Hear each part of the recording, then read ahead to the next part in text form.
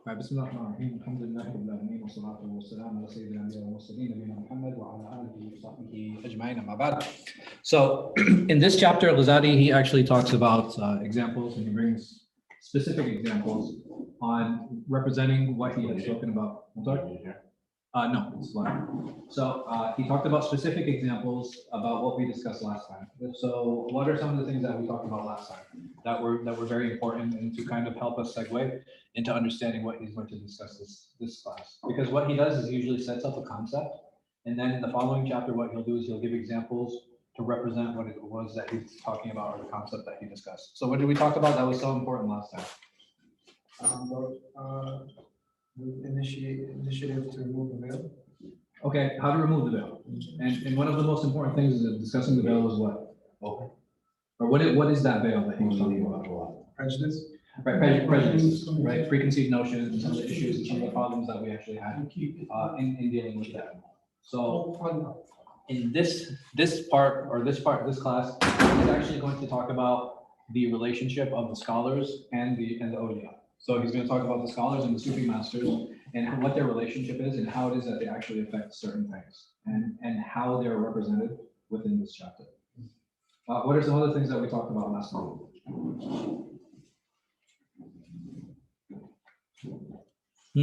How to remove these prejudices? Right, how to remove these prejudices. And we had said that there are two major ways to do that. What were they?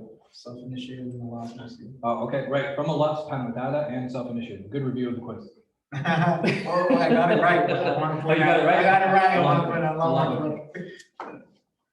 So you're absolutely right. So the thing is, there are certain prejudices that we're not even aware of, and Allah subhanahu wa ta'ala, he just lifts the veil from our eyes, and and he allows us to see the reality at that point. Or self-initiated, meaning that I actually surround myself with people who can critique me. I do a lot of self-reflection, I do a lot of contemplation over things, and then Allah subhanahu wa ta'ala removes that veil from my eyes.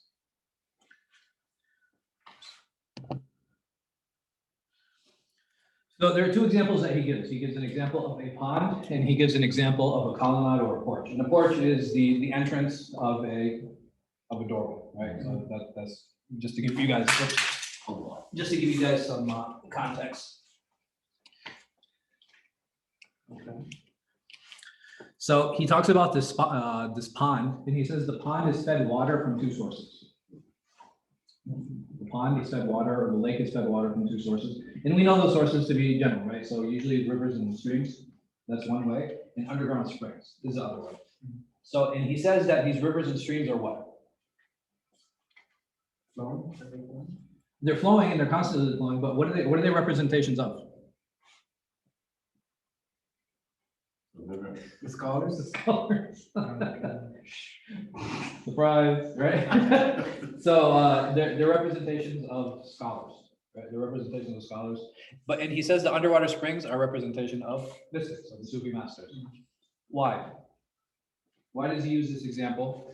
And why does he talk about them in this way? How does this play into what we were talking about before?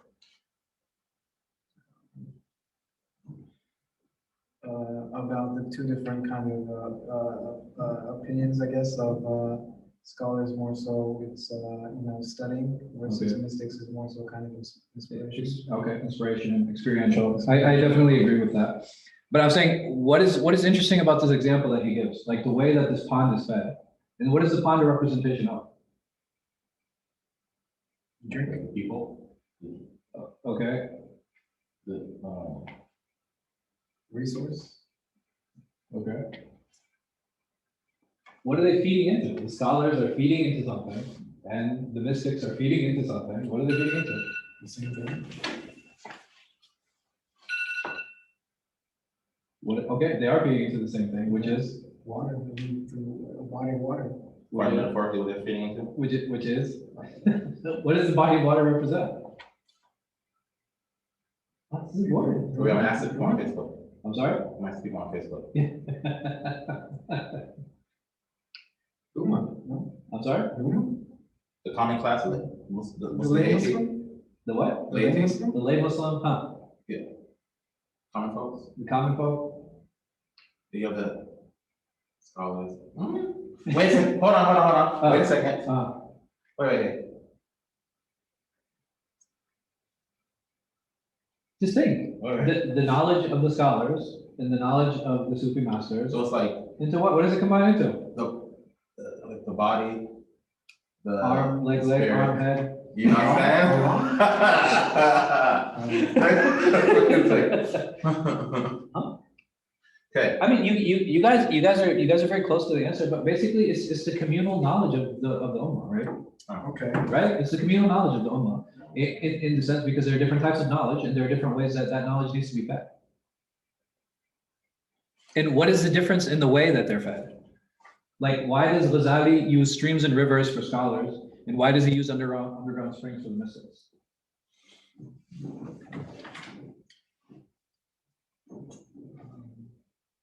Well, streams is more so, easily accessible, Okay. I'd say, versus underwater springs. Okay. More esoteric knowledge of mystics Oh.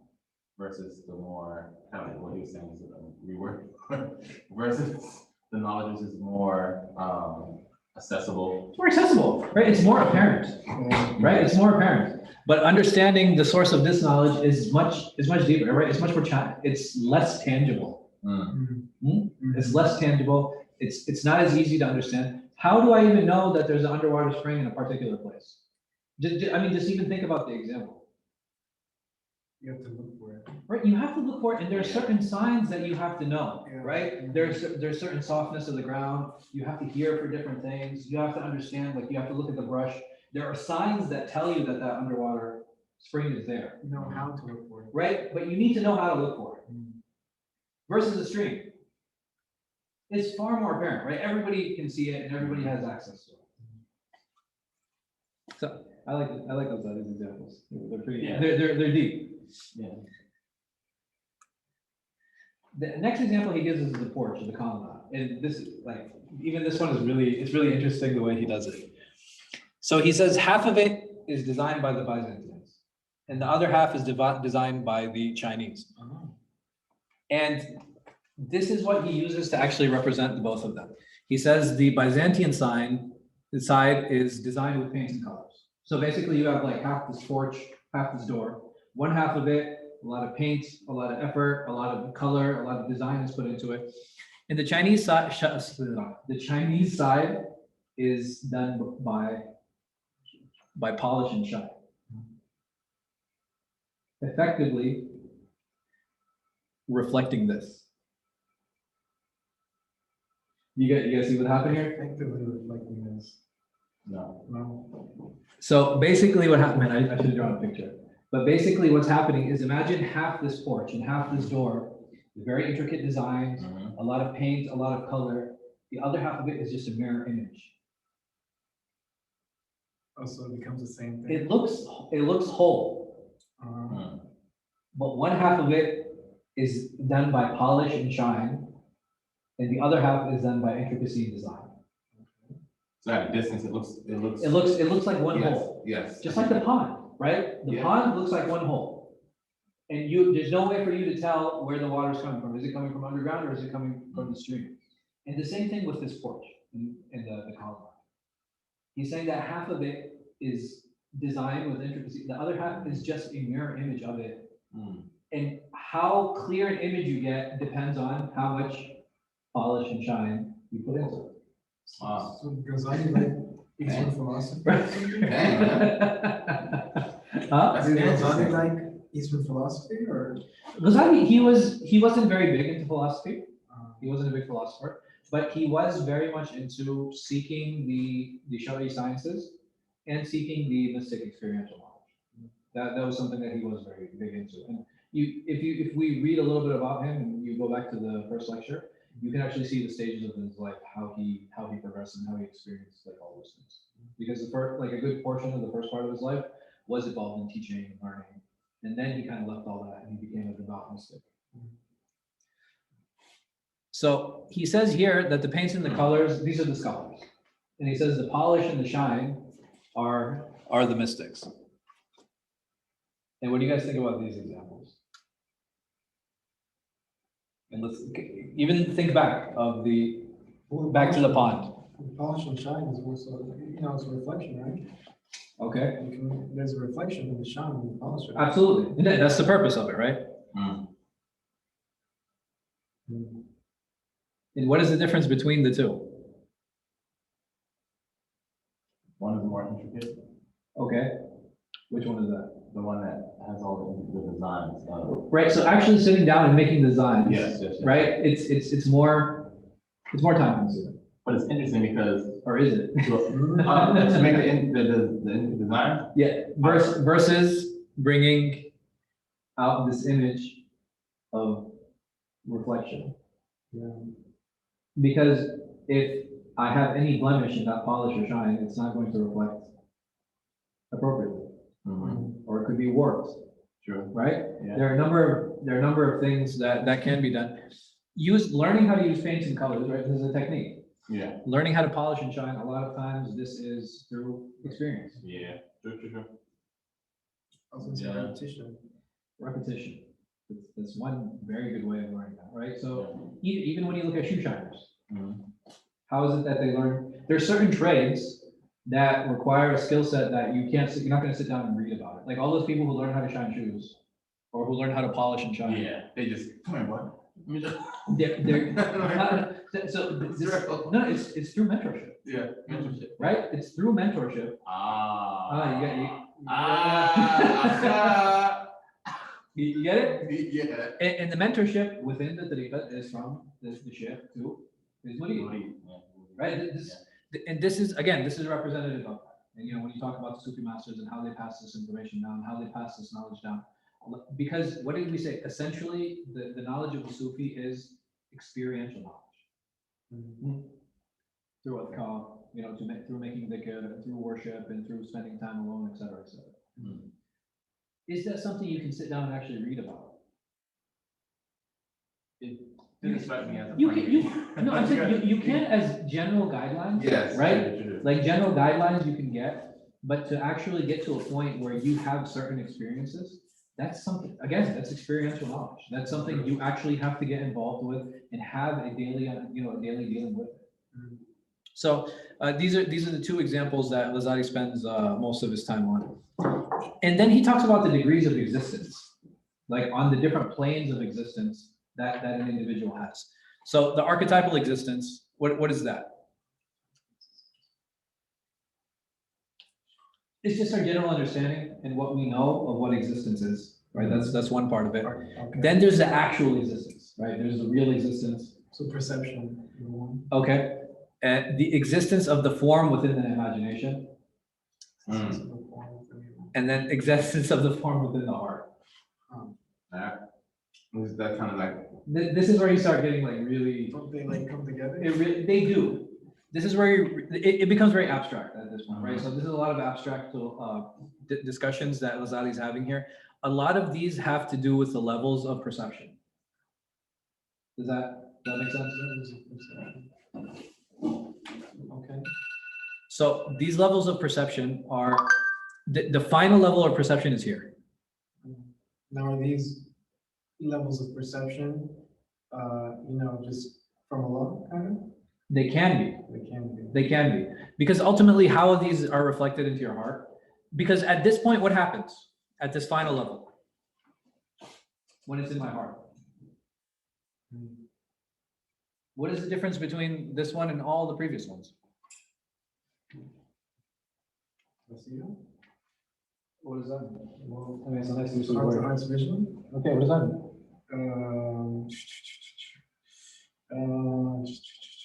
Don't use big words with me. I'm slow. Lifeline. Hey, you gotta break it down. Break it down. So how you articulate it? You said? Basira, the heart's vision, right? Oh, okay. I know. I'm saying ultimately, what are these? What is So these? what's that point? That's that point where you're like a manifestation of all of the principles in a sense where you get to that point where it's, where it says Allah becomes your hand where which you strike. Yeah. That would be like the embodiment of. So that's more of an embodiment of Imam, right? Okay. So he's talking about like, and there are degrees of existence. And existence in the form of the heart, you've reached the point of full belief now, right? Because once you can see things and you can question things and you can look at things and you can feel things and you can finally believe things. in this level, this is actually yaqeen that he's talking about here. Okay. Right, because you have certainty in your heart that this thing actually exists. All of these other ones is just lower levels of that. I see what you're saying. True. Right, so this is the highest level of belief in your heart, where you're 100% sure. Where you feel it in your You know it, like, you know what I mean? Like you know it for sure. Like as Muslims, do we have any doubt in the existence of Allah? No, absolutely not. Are there times where that might waver? Yeah, absolutely, and that's normal. But I'm saying in general, you have this 100% belief that Allah subhanahu wa ta'ala exists. Why? Because of what you see around you, because of your understanding. Now, there are things that have a lesser existence than that. That they might exist, they might not exist. You know, archetypal existence. Is it possible that something like a mermaid exists? Possibly, Yeah. Right? Conceivably possible. Conceivably is possible, but it's probably going to stay here, right? Yeah. I've never seen a bobcat in real life, right? Yeah. But I know they exist. They're definitely real, Real existence, yeah. right? They're definitely real. I don't want to see a book. Like is it existence within the form of the imagination, like a maple tree. Not only do I know what a maple tree is and it feels like and what it is, I can actually pull it out in my mind because I've dealt with it on a personal level. And then the final level, existence within the heart, like I fully truly believe. You know what I mean? Like I've been to New York City. I've stood in it. I've stood in the city. No one can ever take that belief away from my heart that, oh no, it's not. There's no such place as New York City. Or the Kaaba, right? Or Masjid al-Nabawi. But there are cities I've never been to, like Seattle. So Seattle for me, yeah, it's something I can imagine, it's something I know is real, it's something that I've seen, but I actually have not stepped in it, I haven't experienced it. Does that help? Yeah. This is kind of, I mean, this is not like, it's not like epistemology, kind of. It's like what? As far as the study of like, what you know versus what you believe, Yes, no, that's actually, it's a good way. It can, epistemology is more of how you get to the points of belief, right? And how it is that you actually derive truths and how you determine what truths are. So this can fall into that determine like what are the levels of truth. So I think it can work. I think it can work. So, you know what I mean? Like there are certain things. So the thing is like archetypal existence for some sects of Muslims, like the existence of the jinn, for example. Yeah. Or Yajuj, Majuj. Right? You know what I mean? Yeah. For them, they're like, yeah, maybe. You know what I mean? It's possible, but I don't really see it. Regardless of the right or wrong. But you know what I mean? Like they are like, okay, conceptually, yes. But unicorns too. Right? You know what I mean? So the thing is, a lot of this stuff that you can have that type of thought, or you can have that type of belief, regardless if it's right or wrong. Regardless of what's right or wrong.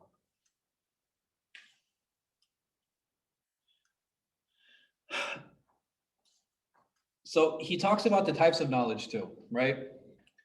He says that there's the knowledge of the philosophers and there's the knowledge of the awliya and the anbiya. So he says the philosophers, there are different layers to this, right? So he's basically relaying this to this, okay? Just so you guys are able to follow. So, and he says that there's an outer door to knowledge, which is just a general understanding of it. And he said this is for the awliya, right? So he says this is for the awliya, this is for the philosophers. Outer door. Yeah. Outer door is like the outer levels of perception. Like you reach the outer levels of knowledge. And then there are people who reach a more intimate level of knowledge. And these are the awliya and the anbiya. They've reached an inner door, meaning that they are now closer to that. And he says here, but mystical knowledge is different. Because mystical knowledge, it is something that is experiential, and it is something that is immortal, versus these types of knowledge. Which can be limited depending on the time and depending on the place. And a lot of people might say, okay, what about the Shari sciences? Even the Shari sciences are continuously evolving. Shari sciences. The Sharia sciences. Right? Sharia sciences are continuously evolving. Now, it doesn't mean that they're necessarily changing, but how to approach them, how to deal with them, incorporating new things. Like, I think one of the newer discussions that a lot of people have had and that has blown up in this century is the study of muqasid, is the study of the objectives of the Sharia. And this is a very 20th, 21st century concept. Very much so. Not in the sense that they didn't know about it before, but for it to be separated as a science that needs to be studied and implemented and used as a lens to view the Sharia and view rulings, this is a very modern concept. It's a very modern concept. Now, was it done to some degree or another? Yeah, absolutely. Even Ghazāli talks about the five little games. He talks about the five objectives. He talks about al-Mustasfa. So it's not a new concept per se, but the lens in which it is being portrayed and how it's being codified. Yeah. This is something that's completely different. Now, you have people who are taking that, to one end, and you have people who are still, avoiding and staying away from it. Incorporating, modern science and statistics into rulings. This is something that's relatively new. It's a newer concept. This is not something that was done before. A lot of it was just done by, okay, well, I would assume that this is the direction that it's moving. I think a good example of this is somebody had asked me, is it when I'm driving on the highway, and the time for Salah is leaving, do I have to stop and pray? Or should I wait until I get to the night? Are you asking? What do you guys think? How should we deal with that issue? So if someone is driving in the direction to the masjid, No, not the masjid. He's just driving. he's driving. Yeah, he's driving. He's going to work. He's traveling. He's late on the way back, or whatever the situation might be. And I don't mean to make it too much of a tangential discussion, but I just want to try to make a point of the incorporation of neuroscience. So now he's on his way. He's driving. She's driving, and the time for Salah is almost time for Maghrib. What should he or she do? Almost time for Maghrib? It's almost time for Maghrib, and you're not. No, Maghrib is almost the beginning, meaning that Asr time is finishing, and you haven't prayed Asr yet. Oh, you haven't prayed Asr. You haven't prayed Asr yet, and you have no idea how far the next exit is. Pull over and pray. Okay, But that's one option. If you believe that there's a chance that you might be able to make it, Okay, you can keep going. right. So, like I said, you're not sure. You're not sure. You're not sure how far the next Okay, exit so is. you're kind you take of. the certainty, right? I'm sorry. You take the route that's certainty. You prefer certainty, right? The more certain you are, something like, do I have a space right here, right now? Yeah, absolutely. But what is one of the things that's going to prevent you from stopping? You're afraid you might get hit, Oh yes, on the side of the right? road. If you park on the side of the road, there's a chance that you will get hit in the car. Yeah. Like- Yeah, that's on a freeway. No. But no. So I'm saying the question becomes now, how do you determine that chance? You just do it. Then you go back to statistics. How many accidents happen because people are stopped on the side of the road? Because now I have a statistical model that says, okay, no, there's only a 3% chance that you will get hit on the side of the road. Now, who determines the percent of risk that we're allowed to take? That's another discussion altogether. True. Right? That's more of a societal discussion because there are certain things in society that we do allow. For example, homicide, murders. Yeah. Do we as a society have a tolerance for murders? No. No, we do. Tolerance meaning. Meaning that do I want freedom or do I want a totalitarian state? Okay. No, seriously. Yeah. Yes or no? It's a real question, and it's something that sometimes we're very uncomfortable discussing. But the reality is, can we get the murder rate down to zero? No. We can. It'll involve everybody wearing body cameras. It'll involve continuous and constant surveillance. But I feel like that's theoretical. Yeah. No, I'm saying That's not necessarily. No, I'm saying, but it's not utopian. It's more dystopian. Oh, that's totally dystopian. No, but the thing is, you understand what I'm saying? Like, but nobody's willing to give up their rights. Nobody's willing to go to that place or that point. Why? Well, number one, who's going to be in charge? Who's the one who monitors? There's so many questions that come into play when you come to that. So what has society done? They've kind of turned a blind eye and they said, okay, no, when it comes to enforcement, they have to be on body cam. But individuals don't have to be. And you can't force them to be, right? We don't know yet. That's spooky though. No, I'm saying it is, but the reality is we have to realize like society has taken those things and there are certain risks that we are willing to take. True. So, Even like driving a car, like Yeah, driving a how car. many accidents happen, like. so I mean, no, inshallah, I do have a lecture on risk assessment and risk management, inshallah, that'll be. Oh, really? Yeah. Coming soon? Coming soon. Inshallah. I mean, yeah.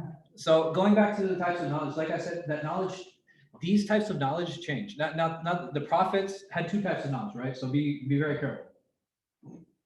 We said the prophets had two types of knowledge. They had worldly knowledge, right? And they had mystical knowledge. Over here, what are we talking about? The inner door, that's like mystical, right? No, remember, we said mystical knowledge is You're immortal. talking about the. This is at the core now. Again, very abstract. I apologize. I know it's really abstract, I gotta wake up. yeah. That London fog is cleared up. Like direct, because you said number 2 is something only that. Access, right? So the thing is, this is more the philosophers. They're philosophizing, right? That's what they're doing. They're still on the outer door because they're asking. What are they doing? They're asking the right questions. It doesn't necessarily mean that they have the right answers, which is what these people. And they're not even answering. I see what you're saying. Like they're there, you know what I mean? Like they have good questions. They have good points. They're knocking. You know what I mean? They're not there, but they're not there yet. But when they open the door, they see these guys. They're like, oh, look, there are already people here. Like we've been wasting our time. But the thing is, taking this step back is taking those steps, you know, to move toward the center. That's something that really is important. It really is. Why? Because not everybody can start off here. Not everybody's going to submit fully. There are people who need to move into those stages to get to that position, to get to that stage. So number 2, you have saints on it. Yes, saints the Awliya. Oh yeah. What? Okay. Close. What's it? Remember, the Awliya and the Anbiya, what is it that they share? Inspiration, right? They share inspiration. Just one is legislated and one doesn't include legislation. And this mystical knowledge is something that's immortal. It's something that continues. It goes beyond time and space. Versus the knowledge, like I said, even of the Shari'i sciences, not the Sharia. The Sharia is timeless. There's no doubt about that. But when it comes to the sciences are always changing to come up and to face the new challenges and face the new issues. Even the idea of consent, you know what I mean? When it comes into intimacy, I think this is a concept that is fluctuated greatly throughout history. It's a tough conversation to have. No, it is a difficult conversation. But yeah. No, but it has changed. And that's something that we need to acknowledge. And it is something that allows us to adjust many of the rulings that we've made. So what he's saying here is that, listen, this isn't necessary. He's saying here, number 1, he said, knowledge of the philosophers, it's not really important. It's not. It's fine. There's nothing wrong with it. But at the end of the day, it's this one that really matters. Mystical knowledge. But mystical knowledge doesn't have to be quote unquote mystical. Mystical in the sense it's experiential, right? And what does that mean? It's encapsulating Allah subhanahu wa ta'ala in our hearts. It's like on a very bare, essential, you know what I mean? This discussion of it, it's really embodying the meaning of Allah subhanahu wa ta'ala. Because I feel like mystical, you know, in my mind, is more attuned to philosophy. No, it's not. Oh, Philosophy is different. Remember, philosophy is theorizing. Yeah, it's more like in the head. It's more of a mental exercise, and it's more of a mind, and it's bringing a logical reasoning to everything. Yeah. Okay. And that's, you know, basically he closed off the chapter with this of the discussion, you know, between these two things. You guys have any questions on this? Like I said, it's the examples he gives are really nice, you know, to kind of help bring the concept home. And then he starts talking about the different types of knowledge here, and he closes this off. And again, it's an idea of trying to relate the different individuals and the different people who are involved in all of these different levels and these different types of knowledge. I want to knowledge of the philosophers. Like, what would be like who he didn't care for at all. Oh, I know. His book, The Incoherent. Oh, The Incoherence of the Philosophers is something that he wrote. Dude, I agree. Which is fine. So the thing is, the interesting thing about the philosophers is many times they will have good questions and they'll have the right questions. And not just that, for some people, not for everyone, they're extremely logical, and it's not this mystical stuff. It just doesn't make sense to them. True. Right? And it's like, okay, I need a logical understanding to God. Yeah. And I need a logical framework to God. At the Sam Harris of the world. I'm sorry? And that's the Sam Harris. Yes. To some extent, yeah, you know, to some extent. Like I need, and this is what the Greeks did too, right? So the thing is, even with, if you look at the Asharis and the Maturidis, and they're like, okay, there's 7 characteristics, and why did they need that paradigm? Because they said, okay, well, here are the Hellenistic rules to divinity. We need to make sure that these characteristics are there so that we can say that this being is divine. So they're dealing with divinity. It's very much a response to Hellenistic thought. That, but does it mean their questions were wrong? Like if we sat down and we were like, all right, what does a God need to be a God? So they would say, okay, well, he needs will, he needs the ability to hear and see everything, Yeah. right? So you know, The accuracy with the law. yeah, you know, To some extent. you know, like Yeah. these type of things. That this is the kind of the framework that they were working with, Yeah. and what they were doing. You know, I was even having a conversation with the brother. I was like, he's like, so what do you think about like these 7 or 7? I was like, I think it was good for them. I said, but for our generation, things like Allah being Rahman is probably a lot more relevant than Allah's, ability or Allah's strength. Again, it's very relative. True. It doesn't mean like, okay, if you're fixated on those 7, that's great. You know what I mean? Like, I don't have a problem with that. But is that something that somebody like a lay Muslim would really cater to? Would that be something that increases his belief in Allah? And that's a discussion worth having, right? It really, if I said to you, okay, hey, what do you guys think are like the 10 most important characteristics of Allah? And there are different things that we might all connect on. That's true. And if I say 7, 13, it doesn't matter at that point. True. Because the challenges of every generation is going to be different. And my personal take is being fixated on their particular challenges or their Hellenistic theories. It was good for them, and it's great how they use that to define divinity. But our parameters are going to be very different on how we define and how we do it. That's it. Do you have any questions? So I'm trying to think like what would be like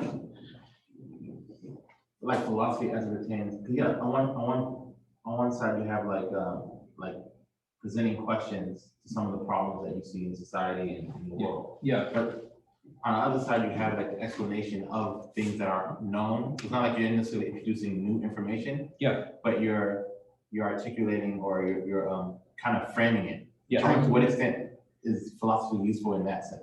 I think it's extremely You something like when it comes to, because remember going back like to a whole bunch of slides, when he talks about worldly knowledge, how is that knowledge acquired? Through experimentation. Very simply. Yeah, sure. Very simply. And in order for me to experiment, I have to ask the right questions. So it's still kind of experiential a little bit too. Experiential not in the sense of me necessarily drawing near to Allah, but in the sense of me answering questions on the framework of this world. Yes, true. Which is very scientific. Yes. You know what I mean? Allah subhanahu wa ta'ala, obviously there's a system in place here. True. And he made things abide by that system. So if we're seeing a pattern in those systems, it's just a matter of explaining that. True. I see. So I don't think that I think is very appropriate. I think I would even say necessary. The issue comes in now, all right, can I apply that same set, those same rules, those same criteria to the divine? And that's where that's where you start. That's true. Yeah, that's what you're saying. That's where you start losing. Yeah. That makes sense. Because Allah is beyond all that. Yeah. That's true. So I'm thinking of philosophy like a thought process. That's it. That's all it is. This is trains of thoughts. Yeah. I mean, what philosophy is essentially what? What does it translate into? Do you guys know? Love of knowledge. Oh, Latin for love of knowledge. Not knowledge. No? Not Spanish. That's what. That was good. Okay. So if you don't have any questions, inshallah, we'll end here. And we'll see you guys next week. اللهم صل الله على خير خلق نبينا محمد وعلى آله وصحبه وسلم. This is good.